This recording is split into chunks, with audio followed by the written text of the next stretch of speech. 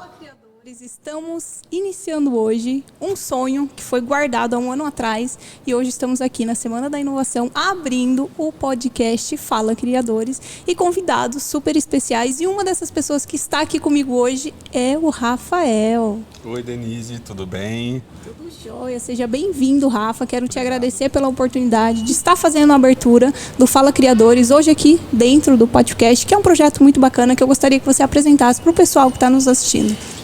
Obrigado, Denise. É uma honra ter você aqui na nossa estrutura, né, que a gente tem aqui na Semana da Inovação. Nós somos o Estúdio PátioCast, né? Nós acolhemos podcasts, né? As pessoas, assim como você, a conexão que a gente teve, que buscam um espaço para gravar os seus projetos, para gravar o podcast, fazer transmissão, enfim, que fica dentro do nosso espaço Pátio Coworking, lá na rua 24 de outubro. Que legal. Então, depois que tiver interesse em conhecer, em ter um espaço para chamar de seu, fazer o lançamento do seu podcast, procure o pessoal do PátioCast. Hoje, com convidados aqui, estamos com o pessoal da Sistrong, o verdinho mais famoso de Cuiabá, porque onde eu olho tem um container verde. Tem muita coisa verde pela cidade, é uma marca que realmente marcou Cuiabá. E é um prazer estar aqui falando sobre franquia, como a franquia cuiabana. Então, seja bem-vindo, Éder, seja bem-vindo, Paulo. Obrigado, é um prazer estar aqui. Obrigado pelo convite e uma honra participar do primeiro, né? Que seja o primeiro de muitos. Desde já peço a Deus que abençoe vocês e que dê muito certo. Já deu, né? Amém, já deu. Com certeza. Então, gostaria que a gente começasse aí do começo mesmo, contando toda a história de vocês, como se inicia esse sonho, né? Pode começar aí. Na verdade, é engraçada essa história, porque quem nos acompanha hoje, o desenvolvimento do crescimento da nossa empresa, acha que a gente sempre esteve juntos, né? Mas não, a empresa ela nasce 11 de setembro de 2014, com um sonho do Paulo de empreender. E nessa época a gente já era amigos e se conhecia de academia e tudo mais, aquela presença ali de manhã, todos os dias.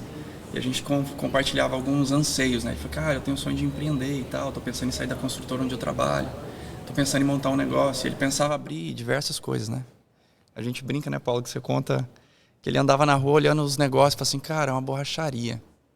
Legal, uma borracharia acho que pode dar dinheiro, né? Abre todos os dias, até de madrugada. Pô, mas borracheiro anda sempre sujo, acho que eu não quero andar sujo. Não, eu não quero ser borracheiro. Aí ele via uma padaria, a mesma coisa. Pô, mas o padeiro acorda muito cedo, não gosta de acordar tão cedo assim. E nessa história ele foi buscando uma identidade. E até que ele chegou a um momento em que ele falou assim, cara, eu preciso vender algo que seja a minha verdade. E a gente já vivia uma vida dedicada a uma alimentação saudável, a uma vida de esporte, de atividade física. O cara tem que ser um pouco relacionado a isso. E aí ele chegou a uma conclusão, que ou seria uma academia, ou seria alguma coisa de alimentação saudável, uma açaiteria. E aí dentro da estrutura organizacional que ele foi planejando na cabeça dele, se tornou mais viável abrir um restaurante de alimentação saudável e uma açaiteria. Mas o foco seria o açaí, que ele também já tinha essa paixão por esse produto. E aí ele resolve sair da construtora, pegar toda a rescisão trabalhista dele, desfez de um carro, de uma moto, pegou tudo ali e montou o negócio. E quando ele monta, eu participo de toda essa construção como amigo. A gente compartilhou algumas confidências, fomos escolher ponto, chegamos a participar juntos de uma negociação de uma loja pronta para ele comprar e acabou não dando certo por uma questão contratual do cara que estava vendendo a marca. Ele optou, falou, cara, eu vou fazer do zero. Porque um dia eu quero ser grande, então eu preciso já começar ela estruturada. E aí ele teve o cuidado de pensar nos detalhes mesmo, até no nome. Ele já queria um nome que fosse brasileiro, mas também que tivesse uma americanização, porque um dia ele queria estar fora do Brasil. E aí nessa busca por um nome, ele conseguiu desenvolver um layout com uma marca, quando foi registrar, aquela marca já existia. E aí ele falou, não, então preciso recomeçar. Exato. Aí recomeçou o trabalho até que chegou nessa denominação, Açaí Strong. E aí, a princípio, ficou aquela, será que vai pegar, será que não vai? Mas ficou o nome, porque tinha essa americanização, era fácil. E a marca se desenvolveu. E a gente foi se reencontrar como sócios 4 anos e meio depois, né, Paulo? Perfeito. Mas houve muitos desafios nesse processo, até eu chegar na empresa, que ele acabou enfrentando sozinho, que a gente compartilhou como amigos, mas não como sócios. E até que chegou o momento dele, eu já queria empreender também, eu estava partindo para um outro segmento, que acabou não dando certo. Ele falou, cara, eu preciso de alguém como você, a gente já é amigo há muito tempo. O que você acha da gente unir forças para fazer o negócio acontecer? Eu falei, não, me fale mais sobre o projeto, o que você pensa sobre a marca? E a gente fez umas reuniões e tal, alinhou.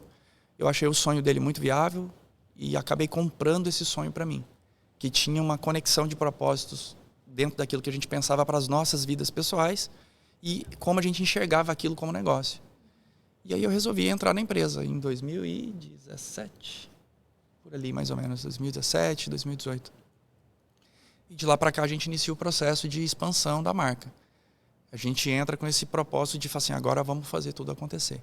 Mas até a minha entrada, ele sozinho trabalhou posicionamento em Cuiabá, trabalhou o desenvolvimento da nossa indústria. Quando eu entro, a indústria já estava pré-pronta. E tem umas histórias interessantes que envolvem essa jornada, porque foi o que foi moldando muito do que a gente está construindo hoje. Aí se ele tiver... A gente costuma seguir o exemplo do Usain Bolt, né? As pessoas falam assim, nossa, você conseguiu esses 8 segundos, 7 segundos. E, na verdade ele fala, não, né? São mais de 20 anos, né, para eu correr esses segundos. E é exatamente isso, não é diferente para as empresas, né? Para a gente conseguir ter essa visão, para hoje nós conseguimos sentar para conversar com o pessoal de assessoria de branding, com o pessoal de assessoria de tráfego, com o pessoal de comunicação. Precisávamos, a gente costuma dizer que engrossar a casca para a gente poder ter experiência prática, né? Hoje, muito melhor do que 2014, nós temos muito mais acesso à informação, a aprender com a experiência dos outros, né? Podemos contratar uma pessoa especialista em franquias para nos ajudar. Nessa caminhada, vocês que estão aí, vocês que passaram pelo processo de formatação, Perfeito. é importante ter alguém que entenda, que conheça desse mercado para te ajudar, né? Falar, olha, vai por aqui, porque eu acho que aqui dá certo, mas ninguém melhor do que os franqueadores que conhecem exatamente o seu negócio para executar esse projeto. Exatamente. Então, foram inúmeros desafios. Primeiro que eu sou obcecado pelo que eu faço, eu sempre tive muita clareza do que eu queria. Desde o início, lá atrás, quando eu fui comprar uma loja, que já existia, não deu certo porque eu teria que tocar no nome da pessoa, né, com logomarca e a logo dele. Eu não tinha nem a minha marca ainda. E eu falei para ele assim, ó, não dá. Ele falou, por que não dá? Eu falei, porque eu vou ter minha marca, e um dia eu vou ter uma fábrica, e um dia eu vou ter uma rede, e eu não posso usar seu nome. Porque eu não sei se você pensa isso. Eu não quero ter um sócio agora, né? E naquele momento foi engraçado porque ele riu e eu ri também. Mas eu acreditava que de alguma forma eu ia conseguir nisso. Então, comprar máquina sem ter projeto de açaí, sem ter fornecedor de açaí, iniciar um processo de elaboração de receitas sem um engenheiro do alimento. Assim, os desafios mais comuns que a gente vê hoje do empreendedorismo. Mas eu acho que é nisso que o brasileiro se destaca, né? Se você pegar algumas empresas e olhar quem está à frente delas, são brasileiros. E eu estou falando de empresas mundiais, né? A exemplo aí do Facebook, né? Então, o brasileiro tem uma capacidade de criatividade. Eu acho que as pessoas costumam falar, né? Vocês estão rindo disso. As pessoas suicidam disso para fora do país por conta disso. E é isso que nós temos de melhor, né? Esse é o desafio nosso, de criar, de inovar e de fazer o melhor com o que nós temos hoje, mas jamais esquecendo de melhorar quando as coisas melhorarem, né? E aí a gente vem buscando e trabalhando e a gente está conseguindo, graças a Deus. E uma das coisas bem interessantes, né? O Rafa também é franqueador, né? O Pat Cowork é uma rede de franquias. E a gente lida muito com sonho, né? Você falou que o mais importante é trabalhar com aquilo que gosta. Isso é importante. Tanto na hora de você vender uma franquia. É importante você fazer a aprovação desse franqueado, dessa pessoa que acredita nos propósitos da marca, que realmente vê sentido em tudo isso que vocês construíram, né, ao longo dessa jornada. Então, isso é um ponto muito fundamental para quem quer começar a empreender. Escolha aquilo que você gosta, não somente pelo retorno financeiro que ele vai te dar lá no final. Claro que a gente empreende por dinheiro, com certeza, mas só o dinheiro não pode ser o nosso propósito, né? Exatamente. O que a gente costuma falar é que não é clichê isso, né? Trabalhe com o que você goste. E eu sintetizo isso falando que os desafios de empreender no Brasil, com essa carga tributária, com a burocracia, com a mão de obra escassa, com uma série de desafios, se você não gostar, nem começa. Porque você vai ter motivos de sobra para parar. Então você precisa ter um motivo muito forte para você continuar. E falando de franquia, né? Convencer uma pessoa de acreditar no seu projeto e colocar dinheiro nisso, aí não é para qualquer um. Aí é mais desafiador ainda. Mas dá muito resultado. Que legal. E quando vocês falam assim, alguém de vocês já era um empreendedor? Tem alguém na família que era empreendedor? Eu também comecei, na minha família não tem ninguém, sou a primeira pessoa assim. E é difícil você saber que a pessoa, será que ela acredita, né, em tudo aquilo que eu quero realmente executar? Quando você tem de berço, tem alguém que empreende ali, eu vejo que é um caminho mais fácil das pessoas acreditarem no seu sonho. No currículo eu não tenho. Não tenho, né? Ótimo. Mas eu costumo falar que eu aprendi isso com a minha mãe. Porque eu estudei num colégio bom, vivi com pessoas boas e eu não tinha condição financeira para isso. E para isso ela pagou o preço. Eu vejo isso como um empreendimento. Ela trabalhava de dia no colégio e de noite no restaurante. Durante boa parte da minha adolescência e minha infância, eu não vi minha mãe, via só finais de semana. Mas hoje eu entendo perfeitamente que ela empreendeu em mim e ela investiu o tempo dela. Então, assim, foi o máximo de experiência de empreendedorismo que eu tive na minha juventude. Não tenho mais na minha família. Eu também não tenho histórico, né, assim, de empreendedorismo na família. O meu pai, ele tem um negócio muito pequeno, mas que aconteceu na vida dele por uma circunstância de vida, não porque ele falou assim, eu vou ser empreendedor, vou abrir o meu próprio negócio. Ele nasceu numa fazenda e tudo mais, os pais moravam numa fazenda, e para poder estudar ele foi mandado para a cidade. Ele foi criado por uma tia. E essa tia, o irmão dela tinha uma oficina. E ele trabalhava na oficina. E ele começou a trabalhar aos 12 anos. Quando ele tinha 17, o tio da oficina faleceu e ele assumiu as operações da oficina para continuar ajudando a tia. E aconteceu na vida dele. Então, assim, nunca foi uma coisa planejada. Meu pai nunca estudou. De fato, ele estudou até a 3ª, 4ª série. Então, o empreendedorismo na vida dele aconteceu de forma orgânica mesmo, não foi planejada. E sempre com muita dificuldade por conta dessa ausência de estudo. E a gente é condicionado a seguir por uma linha de segurança, né, de estabilidade. Isso desde a escola. Nós não aprendemos a ser empreendedor na escola. A gente não aprende muitas vezes nem a gerir o próprio tempo, o que é complicado. A gente até brinca, né, Paulo, que às vezes hoje a gente que entende um pouquinho do nicho do empreendedorismo, a gente vê alguns talentos e quando a gente olha para trás a gente fala assim, cara, isso aqui existia na minha época, isso aqui era tolhido dentro da sala de aula. Porque não há que se falar hoje em crescer no empreendedorismo sem ter comunicação. E muitas vezes a pessoa que era comunicativa, que era de todas as tribos, era o menino bagunceiro da sala que fica quieto, menino, presta atenção na aula. Então você tolhia uma habilidade que ele tinha de estar em todas as tribos, que era um comunicador nato, e você acaba cortando essa corrente que poderia florescer, né? Essa linha que poderia fazer dele uma pessoa, um profissional de sucesso no nicho de empreendedor. Então acaba que a gente tem que fazer essa reflexão para entender isso hoje. Eu me descobri empreendedor pelo anseio de buscar algo maior do que aquilo que o serviço público me apresentava. Eu fui servidor público por 20 anos. E eu abandonei o serviço público para estar junto com o Paulo nesse sonho de empreender. E para mim foi um desafio um pouco maior, porque você precisa virar a chave de raciocínio. E muitas vezes eu me espelhava nele, né, que era o cara que já estava ali há um tempo nessa linha. E eu falava assim, olha, você é o meu mentor aqui, então vai me dando orientação para eu poder ir evoluindo. E aí, às vezes nessa virada de chave, todo o seu entorno muda também, né? Com certeza, e principalmente porque tudo acontece no momento da minha vida em que eu abandono o serviço público exatamente quando a minha esposa estava grávida, já para quase ter neném.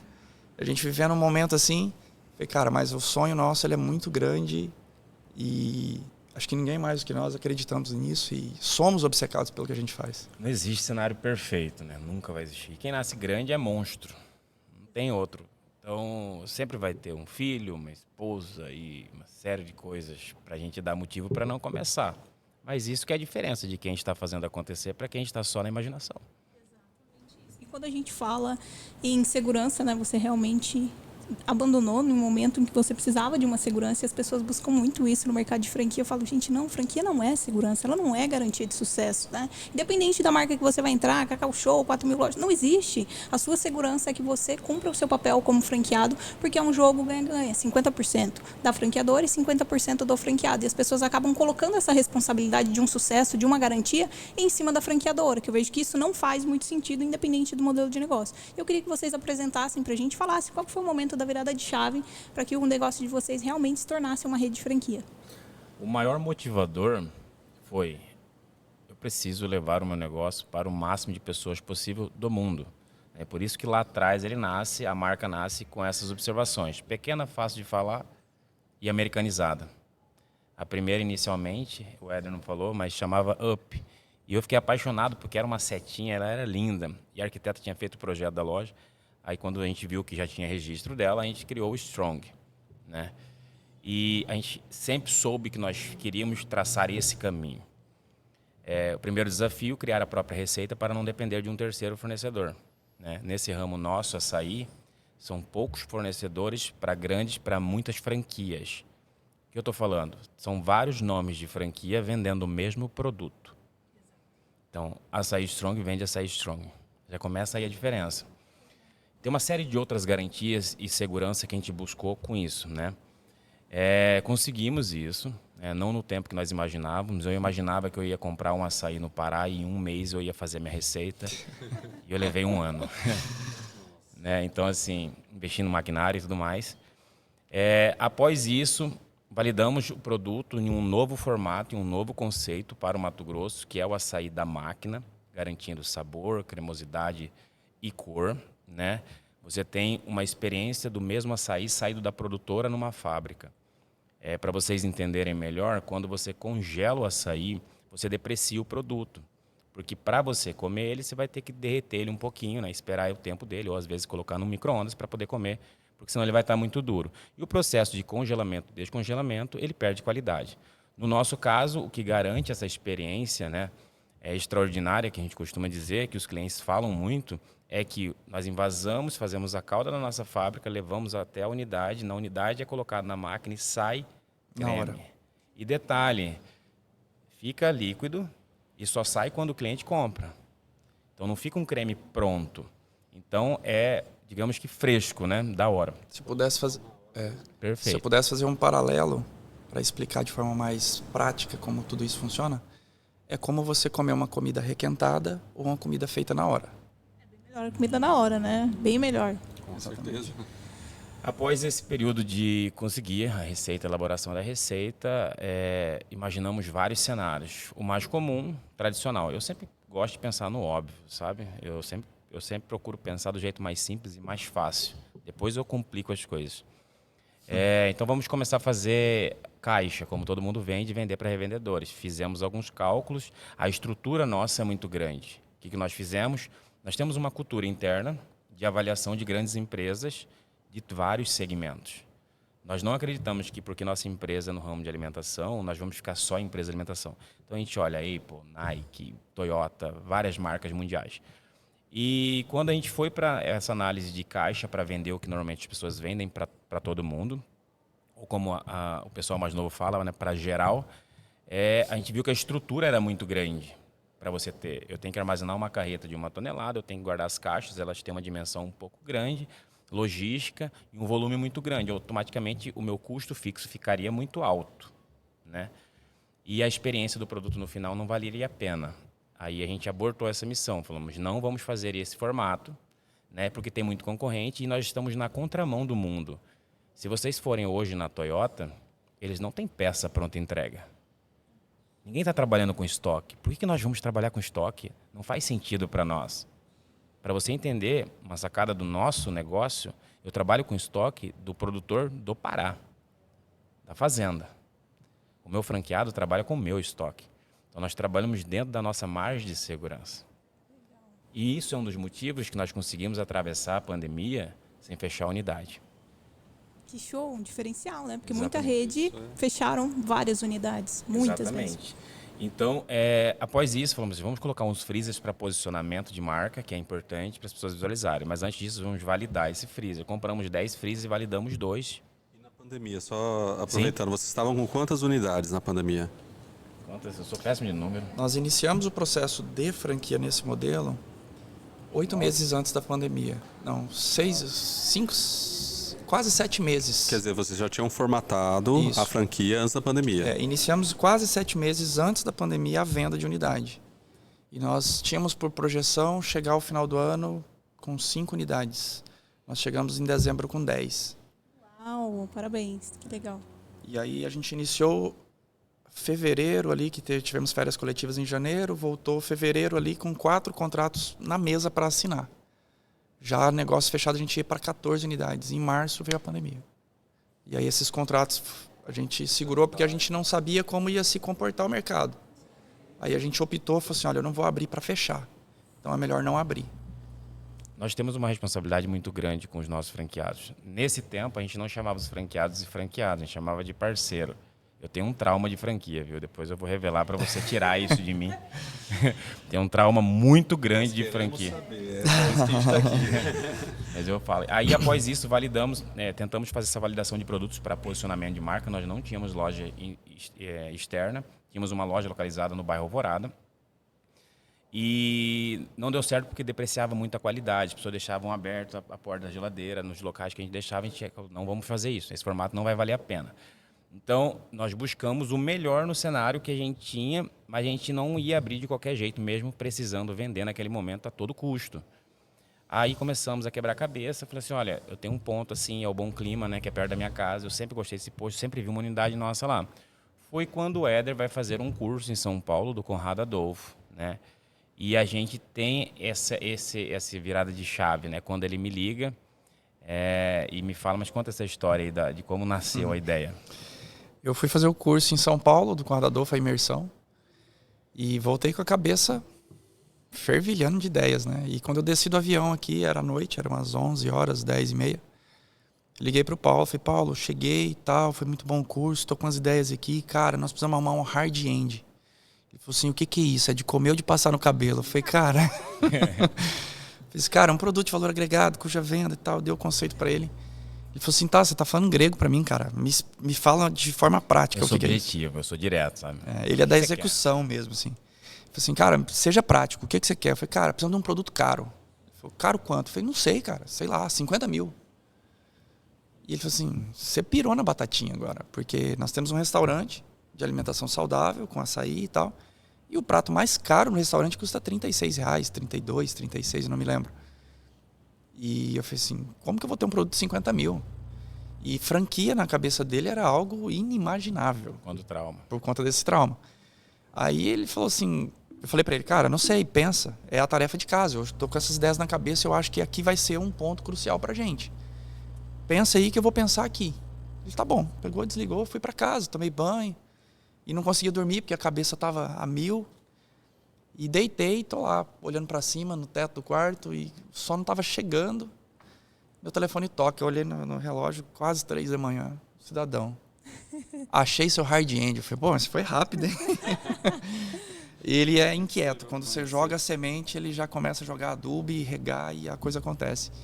Então foi muito bom. Ele pegou e falou assim, cara, vamos vender container.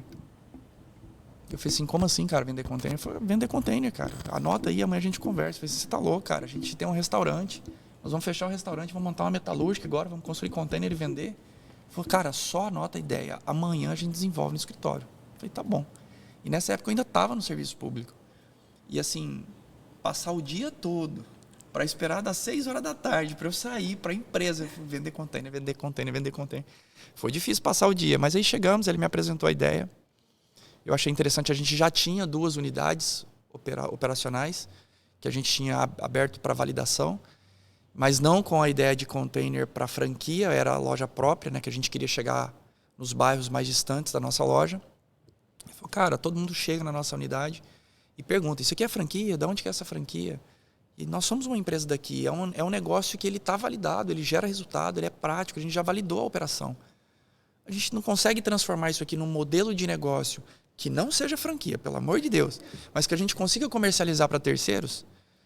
Falei, bom, eu sou advogado de formação, vamos ver juridicamente como que eu consigo modelar isso. Então, agora quem tem a tarefa para casa sou eu. E aí, nesse processo, pesquisava, compartilhava com ele, pesquisava e compartilhava. E durante pouco mais aí de 3 meses, a gente foi modelando o negócio, achando os espaços jurídicos para a gente poder encaixar as coisas. E aí foi quando a gente chegou num denominador comum. Falei, cara, o negócio dá para operar nesse formato. E aí a gente, quando abriu a negociação, em menos de 15 dias já vendeu a primeira unidade, que foi a Tati, a nossa primeira franqueada. Qual bairro que é esse? Ela abriu na Avenida Avenida Ipiranga. Avenida Ipiranga. Avenida Qual que é a Ipiranga. aproximação da Tati? Porque eu vejo que o pessoal eles têm muita dificuldade em vender as primeiras unidades. É uma pessoa próxima de vocês? É amiga? É conhecida? Ela já era cliente nossa, né? Assim, não era amiga nossa, não era da nossa intimidade, do nosso ciclo íntimo. Mas ela já era cliente da nossa loja, ela já conhecia o nosso produto. É uma que fica ali próximo à academia. Isso. Um box de alguma crossfit. coisa. Ah, Exatamente. legal. Bem estratégico ali. Foi a primeira unidade. Então, assim, aí a gente percebeu que o negócio ele ia fluir. Acho que a Denise comentou isso, porque geralmente a primeira franquia, né? Tem uma pesquisa, né, que fala isso. A primeira franquia é ali no seu ciclo, né, de cliente, um parceiro que gosta da marca, né, um apaixonado pela marca, que começa com a primeira unidade. Como eu Né? falei, o Paulo ele foi muito cirúrgico nas ações, que de forma muito intuitiva também, pela graça de Deus, que ele sempre nos abençoou nos nossos projetos. Mas ele conduziu as fases iniciais da empresa de uma forma muito positiva, muito assertiva. Porque ele fez um posicionamento de marca onde, embora ele não fosse grande, não fosse uma empresa com várias lojas, o público que consumia o nosso produto era um público fiel. Porque nós tínhamos um produto diferente do que tradicionalmente se vê por aí, pela a formatação de servir, a qualidade da textura, como ele era feito ao final, né?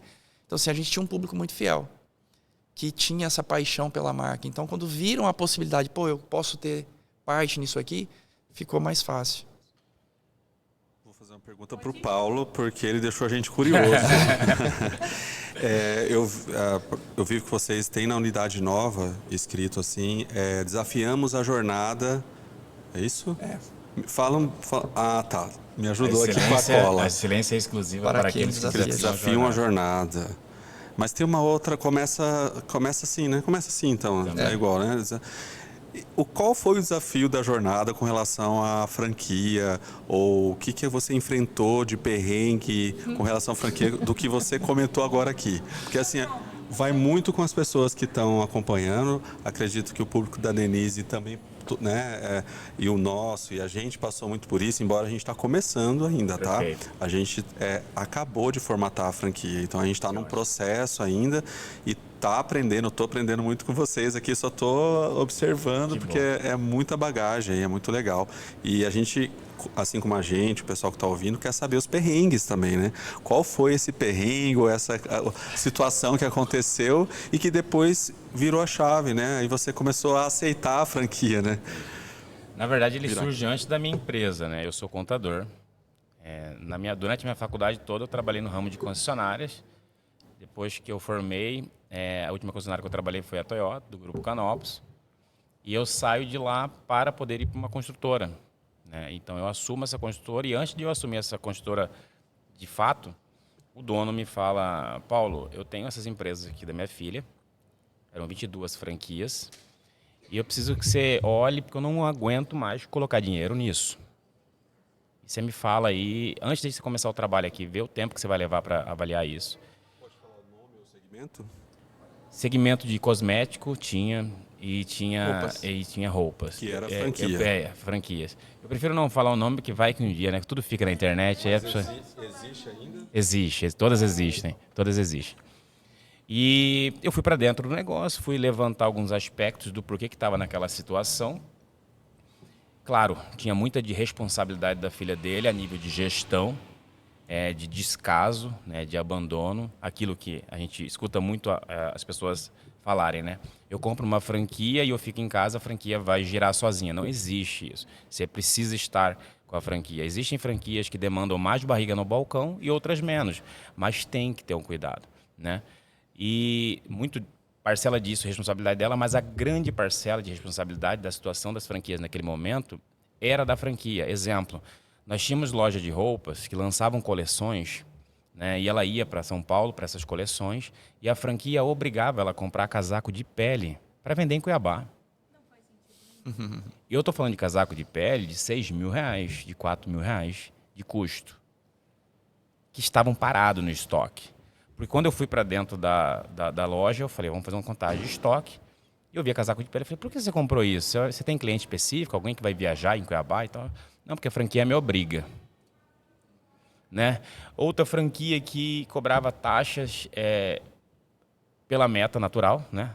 Bateu essa meta, tem que pagar essa taxa. e pela não meta. Pelo não batimento. Então, assim, se você não bater a meta, você paga uma taxa. O sentido da meta, na nossa visão, é estímulo, e não desestímulo. Se eu enfrento um mês atípico de baixo de venda, o que eu espero da minha franqueadora é que ela esteja comigo nesse momento, e não ao contrário. Um outro exemplo também que eu tive em uma outra rede, não era confecção, era uma rede de cosméticos, é que a rede de cosméticos estava fazendo algumas coisas, por exemplo, atrasando a entrega de produtos, mandando produtos que não vendem, dentro de toda a linha do portfólio dele de cosméticos, mandava só o que não saía, só o que menos saía, ou seja, baixava a venda. E eu não entendia, porque para mim não fazia sentido. O franqueador quer vender. E por que mandar um produto que não quer vender? E eu fui pesquisar mais a fundo, falar com os outros franqueados da mesma rede, que não era a filha do meu antigo chefe. Ele falou assim, eu ouvi falar que a franquia ela quer obrigar todo mundo a devolver, porque ela quer a rede própria. Ela já consolidou o ponto. Então ali eu pude observar e depois pegar alguns exemplos de franquias que atuaram assim, dessa forma assim, desleal, né? Assim, para não falar criminosa. Ela abre várias franquias, você trabalha ali 1, 2 anos conquistando os clientes, depois ela ingessa o seu processo para você não aguentar mais e você procurar ela para assim, não aguento, quero devolver. Aí ela te fala, faz o seguinte, eu vou ser bonzinho contigo e não vou cobrar a multa 100%, me paga só 50%. Mas ela não está interessada nem na multa, ela está interessada na devolução do ponto, porque você já conquistou o cliente. Você já abriu a infraestrutura. Hoje, para você abrir uma loja em shopping, só de projetos que você tem que ter, que é uma burocracia tremenda, é um custo muito alto, é um tempo que se leva muito grande. Perfeito. Então, assim, aí eu tive vários pequenos exemplos que eu falei assim, não, franquia não serve. Franquia não é legal, franquia não é bom. Franquia não é para mim, franquia não é para gente que quer crescer com gente. Hoje, o que nós prezamos dentro da nossa rede é a sensação de que cada franqueado é dono do seu negócio, não que ele trabalha para nós. Porque tem muita gente que não investe em franquia por esse medo de falar, eu sou empregado da franqueadora. Exatamente. E eu levanto, assim, extremamente uma bandeira muito grande. Quando eu fiz isso, eu apanhei muito dentro do mercado de franquias, é que nem todas as franquias são boas para investir. O fato de ser franquia não significa que ela seja boa. Perfeito. Estude realmente para ver se faz sentido, se a franqueadora vai te entregar, se o negócio é lucrativo, se não é 100% engessado, porque não faz sentido. Isso é muito importante a gente falar. Não confie em qualquer franquia. Não confie mesmo, independente da franquia que seja. Estude ela dentro do mercado. Fale com franqueados que já saíram da rede, os que estão também, porque isso é um ponto muito importante. Franquia não é garantia de que é boa por ser simplesmente uma rede de franquias. Inclusive, eu vi numa live a Denise falando sobre isso, e aí eu queria saber, esse aprendizado que você teve, né, um ponto negativo com franquias inicial, contribuiu para decisões como não cobrar royalties, não cobrar taxa de franquia, foi um dos pontos que contribuiu para isso? Sem dúvida, contribuiu para algo que já estava dentro de nós. Nós falamos que dentro da contabilidade existe o princípio da entidade, né? Separar o que é pessoa física da pessoa jurídica. Mas para nós... Você como contador, com certeza, isso está garantido ali, né? Então, isso te perfeito. dá um alívio, né, Éder? Mas a gente entende que isso é título contábil financeiro. Não há que se falar se uma pessoa ela é um mau caráter, pessoa física, e vai ser um bom caráter, pessoa jurídica. Uma empresa boa. Não existe isso. Se você é uma boa pessoa, você vai ser um bom empresário. Eu estou falando a nível de postura, de caráter, né? A gente aprendeu na montanha, né, muito sobre isso. Então, ali eu pude observar como que as más franquias atuam para poder prejudicar as pessoas. E é tudo que a gente não queria fazer. Só que, ao mesmo tempo, era uma oportunidade. Porque se elas fazem isso, se a gente fizer diferente, a gente conseguir mostrar para a pessoa que a gente é diferente, olha, tem pessoas que traumatizaram assim como eu. E olha que eu não era dono da franquia. Eu só era um prestador de serviço, né? E aí nós pegamos isso e pegamos também exemplos de boas franquias, assim como você falou. Inicialmente, a gente surge com a parceria e a gente muda por quê? Para o nome para a franquia, porque já estava difícil de explicar. As pessoas, como que é parceria? Aí ligava alguém e falava assim, você monta para mim, eu trabalho para você. Aí ligava outro, você arrenda para mim. E já estava difícil a comunicação, a gente perdia muito tempo. Falava assim, olha, vamos fazer o seguinte, nós somos uma franquia que não cobramos taxa de royalty, nem taxa de franquia, nem uma série de coisas. Hoje você compra o direito, bem direto, compra o direito de ter uma unidade Açaí Strong. E essa compra é só para viabilizar o investimento que eu vou fazer na minha fábrica e o custo que eu vou ter para te atender inicialmente. Você entende que nós acabamos de abrir uma unidade recentemente, há 3 meses, quase 4 meses, em Sinop. É quase 500 quilômetros daqui, né? 1.000 quilômetros de voltar. Quantas vezes nós fomos lá durante a obra? Quantas assessorias nós fizemos em loco? Quantos treinamentos, inaugurações, acompanhamento?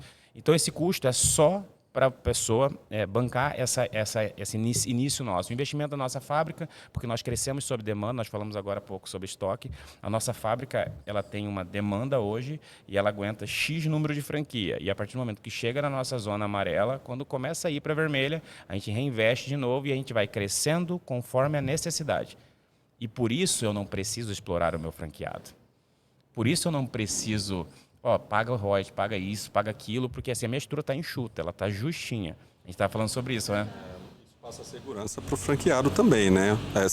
Você ser conservador com relação à sua produção, sua fábrica, sua capacidade de produção, e aí passa uma segurança para ele entender, não, peraí, eles também, né, estão ali, a gente vai ter sempre aquela operação e vai crescer junto com a empresa, né? E a gente transmite essa essência para a montagem da loja. Então, assim, a gente acompanha todo o processo e a gente vai mostrando para o franqueado que o objetivo é ter uma operação justinha. Não faz sentido, por exemplo, eu obrigar a pessoa a abrir uma loja e falar para ela, assim, olha, aqui você vai ter que ter 3 máquinas. Se ele não tem a demanda para atender 3 máquinas. Mas eu planejo a estrutura e falo assim, olha, nós vamos trabalhar para, depois de tantos meses da inauguração, você ter um volume de venda que justifique a aquisição de uma segunda máquina. Então, a gente já faz esse planejamento futuro para ela. Aqui você vai, se chegar nesse X de demanda, a gente investe outra máquina. Bateu aqui, outra máquina. Aqui contrata mais gente. Então, a gente inicia a operação justinha para garantir sucesso para ela. Ela tem que ver retorno imediato. Eu não quero que ela tenha retorno na sua unidade daqui a 1 ano e meio, daqui a 1 ano e 8 meses. É algo que acaba apertando o franqueado, Sim. né? Porque é um investimento, normalmente, vamos colocar de uma franquia de R$420 mil. E ele vai ter esse retorno daqui 36 meses. E aí, cara, você vai ter que trabalhar quanto? Como que você vai fazer? Você precisa ter realmente um capital de giro para esse negócio rodar. Então, ele não precisa ter só os 420 mil, 450. Ele precisa ter muito dinheiro. Ele precisa ter quase 1 milhão para que esse negócio realmente aconteça. A famosa curva do J, né? É realmente a famosa curva do J que a gente fala. Então, isso é muito importante saber que vocês trabalham dessa forma. É legal dentro do mercado de franquias, dando oportunidade realmente para quem quer e começar a empreender. E eu queria que vocês falassem quem pode ser franqueado hoje da Açaí Strong, qual que é o perfil dessa pessoa para ela poder entrar para dentro do negócio. Claro que a gente sabe que acreditar nos valores da marca, isso é muito importante, né? A gente falou sobre fazer o que gosta, trabalhar com aquilo que gosta. Eu queria que vocês compartilhassem. Antes do Éder responder essa, eu só queria falar para você que você falou um aspecto muito importante de custo, de capital de giro, e quero dar duas características do nosso negócio. Uma característica e um fato. Uma característica é que nós não cobramos essas taxas. O fato é que nós nunca abrimos unidades que deram prejuízos no primeiro mês, por conta desse controle de custo. Isso é importantíssimo. Você entende? A gente sabe que a necessidade do capital de giro é para que você aguente até você ter a demanda necessária de clientes mínimo, né? E a gente aprende também na administração e também com os cursos do Sebrae e tudo mais, que uma empresa que tem até X de prejuízo percentual e depois vai evoluindo e chega no ponto de equilíbrio em tanto período, é uma empresa ok. E uma empresa que inicia sem prejuízo, não estou falando de lucro, tá? Estou falando sem prejuízo, já é uma empresa muito boa. Com certeza. Então, assim, Então. exatamente. Então, isso, e a gente conseguiu fazer isso por conta desse controle fino, desse acompanhamento próximo de cada franqueado, que é uma preocupação que a gente tem. Literalmente, a gente trata o dinheiro do franqueado como se fosse nosso. A gente é um sócio com CNPJ diferente, quase que isso. Exatamente. E assim, em relação a quem tem o perfil para estar na nossa rede, é um desafio muito grande, Denise e Rafael, porque assim, quando você inicia um processo de expansão, né, de ceder a sua marca para terceiro investir, você está naquela ansiedade de abrir lojas e tal, e muitas vezes você não faz uma seleção adequada. E você só quer abrir lojas, né? Então você cria um filtro mínimo. E ali você não entende, muitas vezes, você coloca a sua necessidade à frente do seu projeto. E o que nos diferencia é porque a gente traz essa clareza do que a gente quer desde o início. Então, tendo isso muito claro, fica mais fácil de você falar, não, peraí, não é isso. Você pode até cometer 1, 2 erros ali e falar, não, mas peraí, deixa eu corrigir aqui. Não pode ser assim. Então, assim, hoje a gente tem isso muito claro pra gente. A gente não busca empreendedores formados, natos. É claro que uma pessoa com experiência no empreendedorismo dentro de uma rede que está em processo de crescimento e expansão, ela vai agregar, ela vai contribuir, ela vai nos ajudar no processo. Não só de consolidação da marca, mas de gerar resultado, de gerar impacto. Sem sombra de dúvida que essas pessoas são muito bem-vindas. Mas a nossa seleção, na hora de filtrar quem entra, a gente está procurando pessoas que estão dispostas a serem bons gestores. Isso é importante demais. Ser bons gestores. Não adianta você achar que a franquia vai executar todo o seu papel, porque isso não acontece. Eu vejo que muita gente faz isso. Quando eu fui para o digital, foi exatamente por isso. Eu presto serviço para uma rede de franquias tem 11 anos. Eu cuido do suporte do franqueado. E eu vi a gente colocando R$120 mil em uma rede de franquia e achando que a franqueadora ia fazer tudo. Ou seja, faltava um alinhamento de expectativa de antes você olhar para o franqueado e falar, cara, você vai trabalhar pra cacete, porque o seu resultado depende de você e não da franqueadora. Você tem que estar ali, mesmo que você não seja a barriga no balcão, você vai fazer a gestão desse negócio para que isso aconteça. E isso é muito importante dentro do mercado de franquias. É algo assim que eu falo, se comprometa com o investimento que você fez. Isso é algo essencial. Não pode ser só... Eu gosto muito de açaí e então eu tenho um perfil. E a pessoa, muitas vezes, você está vendendo um sonho para a pessoa, né? Você cria uma expectativa na cabeça dela. E a gente deixa isso muito claro. Nós não vendemos ali ilusões. A gente joga com os pés na mesa, os pezinhos no chão, muito seguro. Até na hora de apresentação dos números, eu não vou fazer projeções que vai encher os olhos do meu cliente. Eu vou dizer, olha, a gente começa as nossas negociações dizendo, o investimento numa estrutura é X e você precisa trabalhar isso aqui minimamente para pagar as contas. Aqui é o seu ponto de equilíbrio. A gente parte a apresentação do seu ponto de equilíbrio. Daqui para frente, vai depender do quanto você vai se dedicar para o seu negócio. Entende? E aí a gente faz uma promessa para o cliente. A gente te promete que não vai ser fácil, mas que estaremos com você em todos os momentos que a gente vai passar juntos aqui. O papel do franqueador é caminhar junto com o franqueado, é realmente estar ali, porque a pessoa que investe em uma franquia, ela busca suporte, ela não quer caminhar sozinha, então a franqueadora ela tem que estar ali junto, mas isso não acontece normalmente na prática com todas as redes de franquias, lembrando que nem todas as redes de franquias são boas para investir, porque eu estou acompanhando uma moça que ela investiu R$120 mil em uma lavanderia e eles sumiram, simplesmente não responde mais, o dinheiro dela se foi, a gente está buscando advogado para ir atrás, porque ela realmente acreditou no primeiro anúncio que ela viu, que prometia um retorno do investimento muito rápido, que ela iria faturar 1 milhão, e a pessoa ela confunde muito faturamento com lucro do negócio, né? Fature 1 milhão, nossa, eu vou ganhar 1 milhão. É vaidade, né? Nem tudo que reluz é ouro. Minha avó falava isso. Exatamente isso. E a gente queria entender qual que é o momento da Açaí Strong agora, o que está acontecendo dentro da rede, como que vocês estão? Nós sempre acreditamos na marca, na valorização. Então, desde muito tempo atrás, mesmo da época sem zero de recurso, nós já atuávamos dentro das possibilidades como se fossem empresas grandes, com postura e tudo mais, cuidando dos detalhes dentro daquele momento. E a partir disso, nós vimos o resultado com a pandemia. A pandemia nos colocou sentado como um pai faz com uma criança quando ela faz birra. Fala, senta aqui que eu vou conversar com você. E nós ficamos um período pequeno, paralisados, estáticos, sem saber o que fazer. Mas logo, como resilientes que somos, levantamos e falamos, vamos fazer alguma coisa. O quê? Não sabemos, então vamos procurar o que nós vamos fazer. E dali nós fomos estudar. Nós fomos fazer cursos, ficamos ali, não tinha muito o que fazer operacionalmente, então a gente foi estudar, se dedicar, e nós percebemos, né, que tudo o que nós fazíamos instintivamente existia uma base teórica, técnica. Então, isso a gente fez, a gente acertou. E ao invés de comemorar o acerto, a gente falou assim, nós precisamos estudar mais, para que nós consigamos unir a técnica com o nosso instinto.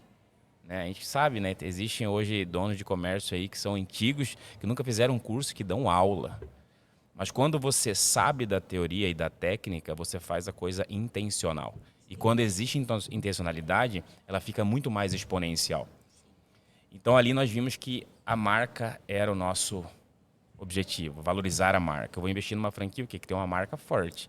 E nós temos uma marca forte não só no nome. Você acabou de falar hoje cedo, mais cedo, que onde você vê um ponto verde, você lembra da Açaí Strong. Isso era um dos objetivos nossos. E hoje a gente olha um ponto de ônibus em Cuiabá, né? Tudo verde, e fala assim, poxa, vamos abrir uma máquina em cada ponto de ônibus? Seria legal, né? Fazer um convênio com a prefeitura, a gente reverter tudo isso em benfeitorias para a cidade. E ali nós começamos a investir na nossa marca, fizemos um planejamento para esse ano, contratamos uma empresa, inicialmente para fazer um trabalho de não seria um rebranding naquela época, seria mais uma mudança, porque o que eu falei para o Éder? Eu falei, Éder, nós precisamos mostrar para todo mundo que nós saímos da pandemia, mas nós não saímos saindo. Nós saímos de cabeça erguida, sabe? Igual um cavalo manga larga, todo com a crina penteada, bonito, posturado. E fala assim, como assim eles passaram por esse turbilhão assim? Então nós contratamos essa pessoa para fazer esse trabalho. E ali ele fez um trabalho para nós, remodelamento, ficou redesign, né? Um redesign, ficou legal as unidades. A gente ia reestruturar alguns detalhes de todas as unidades, para mostrar isso para esse novo momento nosso. Só que no dia da apresentação, eu olhei para o Éder e falei assim, tá faltando alguma coisa. Ele falou o quê? Eu falei, não sei o que é, mas tá. Ele falou assim, tá também? Você acha também? Ele falou que achava também. Nós tínhamos feito uma parceria com o pessoal que hoje trabalha na nossa assessoria, o pessoal da Ingrid e a Karen da The Roll, e uma campanha com o pessoal do câncer que a gente fez, né, com um artista plástico que elas assessoravam. E até então nós vimos muito conhecimento, mas nós não sabíamos o que elas faziam. Eu falei, liga para aquelas meninas lá, vamos ver se elas não podem nos ajudar com relação a isso. O que ela faz? Eu falei, não sei, mas fala aí, eu acho que talvez elas ajudem. Porque a marca do artista plástico que elas cuidam é muito forte e não era. Então ela falou, deve ter algum porquê. Aí ligamos para ela, aí falamos para ela que queríamos falar, ela queria marcar para a semana que vem. A gente falou assim, ó, a gente está com o projeto pronto para executar, ou você vem hoje, no máximo amanhã cedo, ou a gente vai executar isso aqui, não temos tempo. Aí ela falou, então tá bom, então amanhã cedo a gente vai. E nós encontramos... Só um detalhe, o amanhã cedo era sábado. Era sábado. E elas não trabalham final de semana. Não trabalham. Aí elas vieram e explicaram o que elas trabalhavam com o brand nosso já existia, nós estávamos aproximando ainda da casa dos 10 anos de empresa, então já era o momento do rebrand. E nada melhor do que um rebrand para você mostrar para a pessoa um renovo, né? E aí a gente trabalhou esse rebrand, um rebrand programado para 6 meses, nós negociamos, baixamos para 4, eu falei que 4 era muito, ela falou assim, é impossível fazer com menos tempo, eu falei assim, ó, 2 no máximo. Aí ela falou assim, mas tem muita coisa que depende de você. Falou, o que depender de nós pode ficar tranquilo que vai ser rápido. Agora, o que depender de vocês vai ser rápido? Até porque o impossível é só uma questão de opinião, né? Para nós não existe. E nós conseguimos fazer essa reestruturação e conseguimos fazer o novo layout de todas as unidades, mostrando para os clientes, falou assim, nossa, o que está acontecendo? Teve clientes que até perguntaram, será que eles venderam a empresa para um grande investidor? Né? Não, continua sendo nossa. E de lá para cá a gente vem trabalhando para dar vida a esse rebrand. E nós colocamos uma meta para esse final de ano.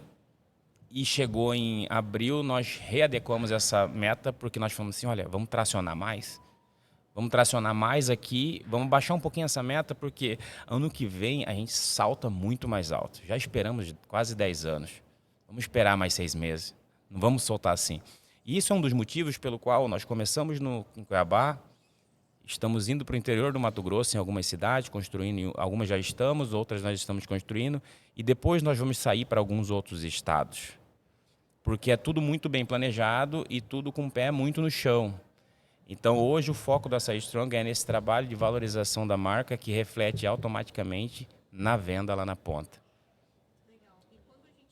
Eu acompanho mais o Éder, eu vejo que ele sempre está com alguma coisa verde, é o tênis, ou é a camiseta, é como, né? Então vocês fazem esse posicionamento, vocês realmente levam a marca para que ela realmente se torne mais conhecida mesmo. Eu também faço isso, mas é na cor laranja, né? Então eu tô com a unha, uma roupa, e hoje as pessoas, quando veem alguma coisa, elas me mandam, olha, vê isso aqui, lembrei de você, porque a gente cria esse posicionamento realmente na marca na cabeça das pessoas, e que é importante. Eu só não me confunda com a garota propaganda do Itaú, do restante é a minha marca. Mas Denise, é interessante porque o que a gente tenta fazer, e eu acho que até eu tô tentando abolir essa palavra tentar, porque para mim tentativa não existe, ou você faz ou você não faz. O que a gente tem feito, e eu acho que tem surtido resultado, é viver, com licença aqui, essa frase, a excelência exclusiva para aqueles que desafiam a jornada, é o que a gente tem vivido. Então assim, desafiar a jornada é você se colocar de corpo e alma dentro daquilo que é o propósito que você escolheu para sua vida. Então, desafiar a jornada é a gente colocar a pele em jogo, é skin the game. Quando eu falo hoje que a minha empresa vende positividade, mindset positivo, Afinal de contas, eu estampo Strong-se no peito. E Strong-se é um neologismo que a gente tem, que ao mesmo tempo eu convido o meu cliente a consumir o meu produto, que é o açaí Strong, eu também estou dizendo para ele, seja forte, seja positivo na vida. Então, assim, eu estou dizendo para ele, desafie a sua jornada. Se coloque de corpo e alma naquilo que você faz, porque é isso que nós fazemos. E a gente mostra isso no nosso dia a dia. Eu treino com a minha camiseta, eu estou sempre com o meu tênis verde no pé, ou uma garrafinha, ou um boné, o meu filho, a filha dele. É o tempo inteiro a gente vive e respira o Strong-se. Não adianta daí você cobrar do seu franqueado para ele viver ou os seus colaboradores se você não vive. Então tem que começar em vocês e realmente isso faz muito sentido mesmo. O empreendedor precisa entender, o negócio começa em mim. Eu preciso acreditar para que as outras pessoas também acreditem e comprem essa ideia, porque o franqueado ele compra o sonho de vocês. Ele quer o sonho de se tornar empreendedor, de ganhar dinheiro, de realizar os sonhos da família dele, mas é o sonho de vocês também, é o filho de vocês que vocês desenharam, que vocês estruturaram para que ele acreditasse nesse projeto. Então eu acho muito bacana mesmo quando o empreendedor faz esse posicionamento, leva a marca para tudo quanto é lugar mesmo. O Marcos Marques, ele fala muito isso, que a gente acaba se tornando um outdoor ambulante da nossa empresa. E eu faço isso com muito amor mesmo, porque eu sei que as pessoas vão lembrar de mim. Tanto que na minha logo hoje a do podcast, é um balde de pipoca, porque tem toda uma história por trás. Faz parte de tudo isso que eu já passei na minha vida de um momento, e eu sei que vocês têm no Strongs também algo que faz parte. E olha o tamanho do desafio. Eu sou da área jurídica, trabalhei 20 anos de sapato, camisa, paletó, gravata. Quem me olha hoje de Air Jordan verde no pé, camiseta e jeans o dia todo, participando em reunião, até na palestra que a gente fez aqui na CDL. Chegamos lá na hora das palestras, todo mundo de paletó, né, bem vestido, com uma roupa da Hugo Boss, Armani, e a gente de camisetinha Strongs. E aí eu falei para a plateia, falei assim, gente, eu sei que hoje é um evento, tá todo mundo aqui se preparou para estar aqui, e eu também não podia agir diferente. Eu trouxe a minha melhor roupa, que é a roupa da minha empresa. Exato. Exato mesmo. E quando a gente fala qual é o futuro da Say Strong, eu falo muito sobre expansão e às vezes eu fico pensando, nossa, a franquia tal não chegou aqui ainda, mas a gente sabe que o custo para sair de dentro da região, fazer com que essa expansão aconteça é muito grande. Eu costumo chamar de expansão donuts, né? Começa pequenininho, depois você vai crescendo, vai ganhando corpo dentro disso. Eu queria entender qual é o momento. Eu fiquei sabendo, então, novidade, né? A escola, açaí. Então, eu queria que vocês contassem aí o que vem pela frente aí nos próximos anos. Na verdade, esse é um ano de estruturação, ajuste, assentamento. Colhemos muito já esse ano, graças a Deus, mas deixamos muito mais sementes na lavoura do que colhemos. Estruturamos até o final do ano, realocamos, trouxemos várias assessorias, várias empresas. A gente acredita no modelo de negócio mais voltado para a linha de startup. Todas as pessoas que prestam serviço para nós, além do nosso contrato, ganham adicionais a cada unidade aberta, ou seja, elas são vinculadas ao nosso resultado também. A gente acredita que isso estimula as pessoas a olharem para a nossa empresa quando tiver várias empresas que elas assessoriam na mesa. Quando vê o açaí Strong, o verde vai piscar, porque ela vai lembrar. Porque o dinheiro, ele não é o mais importante, mas ele é importante. A gente não pode esquecer disso. Então, até o final do ano, nós abriremos agora, viemos de 3 semanas de inauguração, abrimos Jardim Imperial, indo para o Belvedere, na Avenida das Palmeiras. Abrimos o Chopão, né, na semana retrasada, na avenida mais valorizada de Cuiabá. A gente costuma falar que é a maior franquia do Mato Grosso. A Times Square Cuiabá, né? Não podia ficar fora da melhor avenida de Cuiabá, né? Hoje nós somos, sim, a maior franquia do Mato Grosso em número de lojas, não tem nenhuma, né, nem as maiores. E agora, semana passada... Essa semana, estou perdido. Há 2 dias. Há 2 dias abrimos no CPA 2, uma região que é quase uma cidade, né? E semana que vem, no mais tardar, no início da próxima semana, inauguraremos Santo Antônio do Levergé, a Rota do Peixe. Poucas pessoas, quando eu falo para algumas pessoas que nós abriremos lá, as pessoas falam assim, mas Santo Antônio não é pequeno? Eu pergunto para as pessoas, você tem noção de quantas pessoas vão pescar no Pantanal durante a semana enquanto você está trabalhando? Muita gente. Aí a pessoa fala assim, não tenho. Você tem noção de quantos estrangeiros passam por lá? Almoçar, né? Sobremesa. E assim, onde as pessoas verem dificuldade, nós vemos oportunidade. Então, até um abraço para a Tayane e Valdirzinho, que são nossos franqueados de lá. Semana que vem, se Deus quiser, nós estamos por lá. E no próximo mês, provavelmente, a gente já deve ter uma data definida para Diamantino, que estamos construindo, e Tangará da Serra também, que está em construção. Então, esse ano, tem alguns negócios que vão ser fechados, provavelmente devem abrir algumas outras unidades até o final do ano. E o ano que vem a gente deve ir para outros estados. Não posso falar muito bem ainda qual estado, mas nós já temos o nome individual de cada estado, não vai ser generalizado. Já temos um negócio em andamento em alguma região litorânea. E a nossa preocupação hoje é com a estruturação, a garantia que esse crescimento vai ser sólido, né? Quanto maior, maior a queda. Sim. Então, quanto mais gente, mais dificuldade para atender, né? Mais difícil manter o CRM alinhado. Então, esse ano a gente está usando para poder estruturar tudo isso. A gente está crescendo, está negociando, está vendendo, mas não é o nosso foco principal. Aí, o ano que vem, sim. Para vocês terem ideia, você lida com franquia, todas as nossas 18 unidades foram comercializadas organicamente. Nós nunca investimos em tráfego. Uau, parabéns, que show. E agora, a semana passada, que nós fechamos com o Zé Pedro, que vai trabalhar conosco no tráfego agora, que nós vamos iniciar esse processo. Então, assim, é tudo com muita cautela. É difícil ter cautela quando se precisa fazer movimentação. Mas está tudo dentro do planejado, graças a Deus. A gente está crescendo de forma sólida. Essa é a nossa preocupação, não crescer a qualquer custo. O objetivo não é abrir o maior número de lojas dentro de um período. Não, é abrir o maior número de lojas dentro de um período sem comprometer o meu formato, a minha operação e, principalmente, a experiência que eu proporciono ao meu franqueado e ao cliente do meu franqueado. Importantíssimo demais, cara. Parabéns pela forma que vocês trabalham. Hoje em dia, uma expansão pé no chão é muito difícil e estruturada. Eu vejo que muita gente quer números de franqueado, taxa de franquia, querem viver disso aí. Acho que é isso que é. Mas você está lidando com sonhos. A pessoa que está ali do outro lado, na maioria das vezes, é o dinheiro da vida dela que ela aposta. Então, tem que tomar muito cuidado. Inclusive é raro, né? Porque eles têm uma força de experiência jurídica, né? Contabilidade, então assim, é muito raro você ter isso, ter essa veia e ainda ser empreendedor nato como vocês são. Então assim, vocês têm 3 forças aí muito importantes.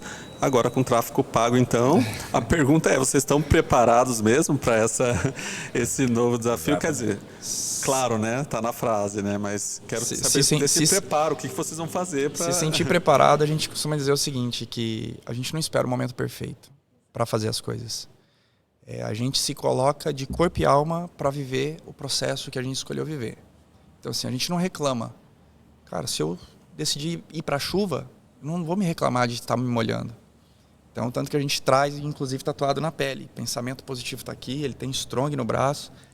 E a gente vive isso. A nossa vida, ela está colocada, ela está plotada em cima do nosso CNPJ hoje. É claro que a gente faz todo o alinhamento para trazer as nossas famílias, a nossa vida particular.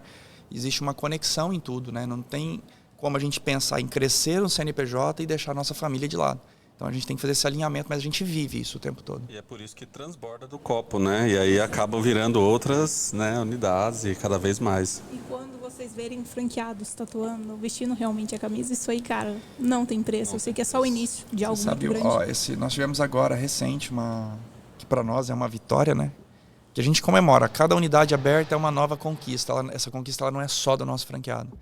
Mas é gostoso de ver, por exemplo, que quem entrou nessa última unidade que a gente inaugurou, na penúltima, que foi a do Chopão, foi um dos nossos primeiros franqueados lá atrás, que por uma situação pessoal ele teve que sair da rede. E ele foi porque ele tem um restaurante, ele tem outras coisas, ele precisou sair de Cuiabá um período. E aí quando ele voltou, que ele olhou para a empresa e falou, uau, vocês estão desse tamanho já, eu quero voltar, eu quero entrar. E ele fez questão de entrar. E o detalhe, viu, gente? São mais de 3, quase 4 anos.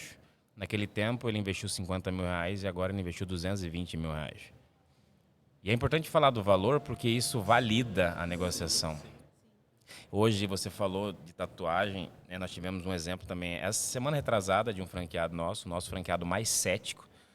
Nós temos muita intimidade com todos os nossos franqueados, graças a Deus. A gente mantém uma relação muito boa. Eu costumo falar para ele que ele é o mais cético, que ele tem que crer mais, que ele tem que tirar essa cabeça fechada do... E não... Ele pro Legendários, né? Vamos levar ele pro Legendários. Ele já vai. Então vai resolver. Aí, e era um desafio, porque esse é o tipo de pessoa que você não consegue mudar a cabeça dele falando. E a gente vinha lutando com ele pra gente mudar uma fachada na loja dele, falando. E lá atrás ele mudou e deu resultado na outra semana. Ele falou, você acredita que deu resultado da fachada? Eu falei, claro, pô, tô falando isso há 6 meses para você entender o nível que ele era cético. E a semana ele foi lá buscar umas camisas diferentes da nossa grife. Não está disponível para venda, mas a gente vai ter toda essa linha de Strong Set disponível para todo mundo. Ele falou assim, ó, eu quero viver com Strongs. Agora eu quero ir para academia, eu vou sair com a minha esposa. Eu quero viver porque eu vi o resultado que isso dá. Ele falou assim, aí ele falou, só não faço tatuagem porque eu não gosto. Então, assim, e isso para nós, a gente riu, é um motivo de muita glória, sabe? Porque a gente sabe o que nós enfrentamos e passamos para poder convencer. Eu acho que o papel mais difícil dentro de uma rede de franquias é você conseguir implantar a cultura dentro do coração do nosso franqueado. Sim. Porque é através dele que nós vamos chegar no coração dos colaboradores, que é quem está à frente da unidade. E as empresas hoje, eu vejo muitas empresas, muitos empresários que a gente conversa, e a gente vai falar sobre cultura, a pessoa fala assim, cultura? É música, é teatro? A pessoa não sabe o que é cultura. Ela não... Eu falei assim, ó, você pode até não saber o que é cultura, mas você já tem uma. Se está funcionando ou não, não sei. Agora, vai aprender e vai intencionalizar essa cultura. E eu acho que esse é o principal desafio. E graças a Deus nós estamos conseguindo. E o legal é que esses franqueados, eles chegam assim e falam, o Ricardo, né, que falou isso aí pro Paulo, assim, cara, hoje as pessoas me olham diferente. Não porque eu sou dono da empresa, a minha postura mudou. Porque ele entendeu o DNA da empresa e ele começa a viver essa cultura. Isso começa a transbordar na vida dele. Porque o que nós queremos de fato com a nossa empresa é impactar, gerar impacto positivo nas pessoas. É mindset positivo. O que eu convido as pessoas a fazerem é, vamos viver de forma positiva, de cabeça erguida, sem reclamar, sem mimimi. Você está vivendo o que você plantou, o que você pediu para viver. Então não reclama, faça acontecer, gere resultado. Quando a pessoa entende isso, que ela se compromete, ela coloca a vulnerabilidade dela a jogo, explícita e fala assim, olha, eu tenho essa deficiência, mas eu estou trabalhando e estou melhorando e estou gerando resultado, as pessoas olham e falam assim, diferente. E já começa, eu quero ter essa pessoa perto de mim. Então ele começa a transbordar e as pessoas começam a falar, pô, gostei, é diferente. E você começa a impactar e levar essa cultura adiante. E isso, essa transformação, ela é uma porta que se abre de dentro para fora. Por isso a gente desafia diariamente a nossa jornada para levar essa filosofia, esse estilo de vida para os nossos colaboradores internos, para os nossos franqueados, para os colaboradores dos nossos franqueados, para os nossos clientes e assim a gente levar um processo de construção. E para provar que isso não é só Disneylândia, não é só lúdico, ele é o nosso franqueado que mais tem resultado líquido mensalmente. Então isso impacta diretamente lá no caixa, no final do mês. Resultados assim que encantam a gente, né? E a franqueadora, ela ganha quando o franqueado está ganhando. Não existe a franqueadora ganhar dinheiro sem o franqueado ganhar, sem os seus colaboradores, e é o que você falou, né?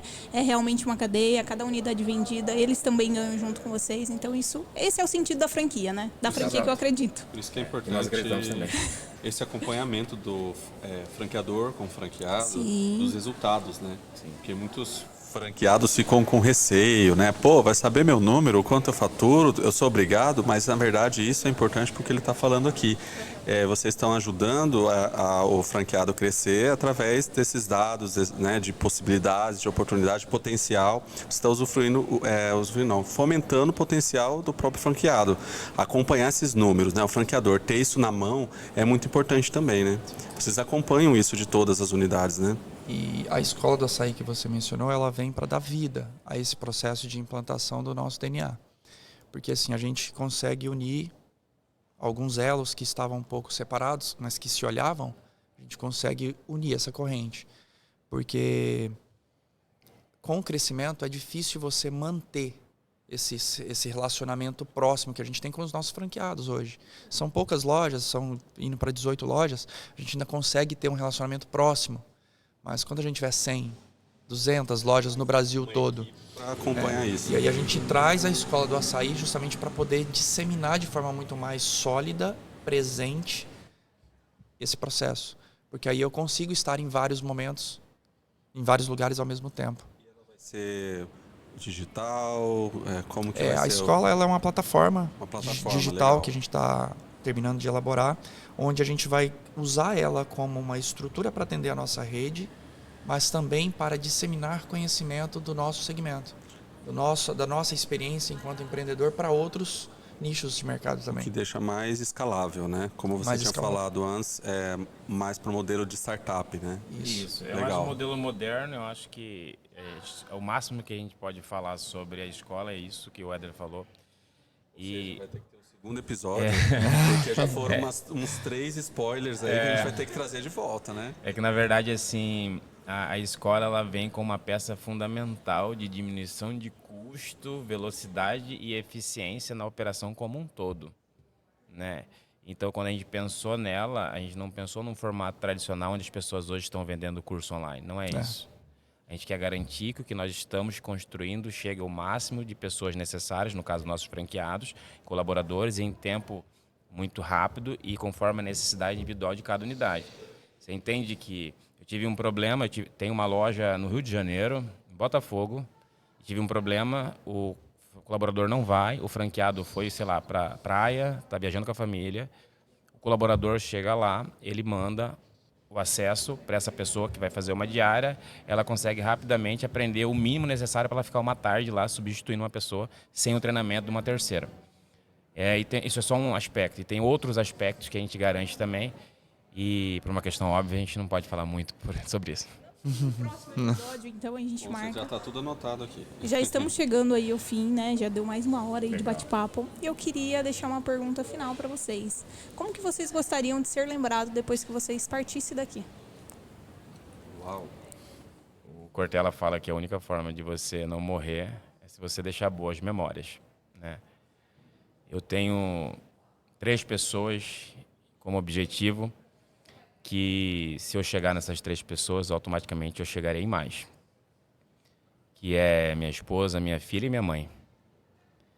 E eu trabalho dia e noite para construir não só uma empresa sólida, garantir o futuro para todas essas pessoas e para mim também, mas também para deixar um legado, uma história. E por isso que para nós dinheiro não é a prioridade. Até porque se fosse a prioridade nós teríamos vendido a nossa empresa, porque já teve várias ofertas muito legais, muito boas, mas não é o momento.